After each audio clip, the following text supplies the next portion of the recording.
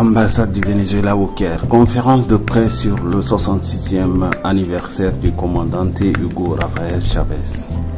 Le thème de la conférence était axé sur le 66e anniversaire du commandante Hugo Rafael Chávez et de son parcours extraordinaire qui a marqué l'histoire de son pays, le Venezuela.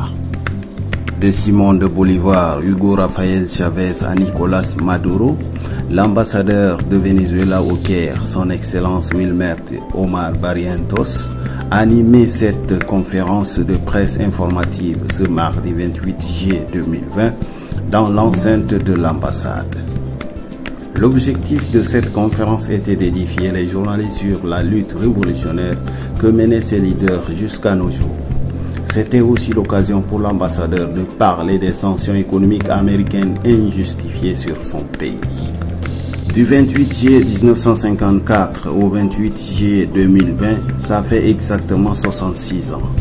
Le commandant Hugo Rafael Chávez était né dans la ville de Sabanata le 28 juillet 1954. Il est le chef de la révolution bolivarienne qui a transformé l'histoire politique et sociale du Venezuela à la fin du XXe siècle et au début du XXIe siècle. En accédant à la présidence de la République du Venezuela en 1999, Chávez a ouvert une période de transformation sociale en faveur de la grande majorité et aujourd'hui, grâce à son ancien homme de main, le président Nicolás Maduro, les fruits de ses idées restent immortels car, visiblement, le pays de Simón de Bolívar a marqué des points de succès et d'évolution sans précédent. Dans son allocution, l'ambassadeur a affirmé que grâce aux aides médicales des pays partenaires à son pays, qui sont la Russie, l'Inde, l'Iran, la Turquie, le Cuba, son gouvernement a réussi à faire face à la guerre économique engagée par l'oligarchie impérialiste. Du côté de l'Amérique du Sud, son pays a reçu le soutien de quelques pays qui sont le Cuba, Nicaragua, le Mexique et l'Argentine.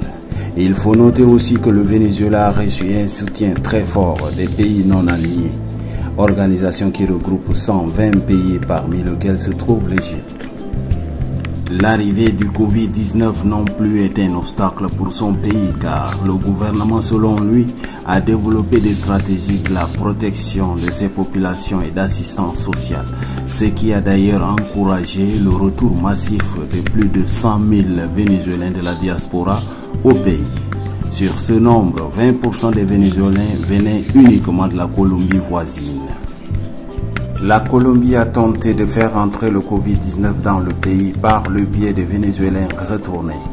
Mais la vigilance du gouvernement a permis à maîtriser cette énième tentative de déstabilisation sanitaire juste après l'opération commando américaine ratée contre le Venezuela. En répondant aux différentes questions des journalistes, son Excellence Wilmer expliquait également la situation économique de son pays.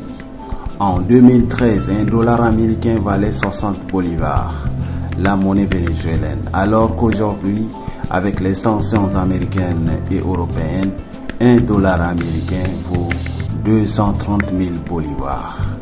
En regardant ces chiffres économiques, on remarque que l'économie du pays a subi une sérieuse attaque américaine, mais grâce au leadership et la diplomatie active de Nicolás Maduro, son pays a évité de justesse le chaos orchestré par les Américains et leurs alliés.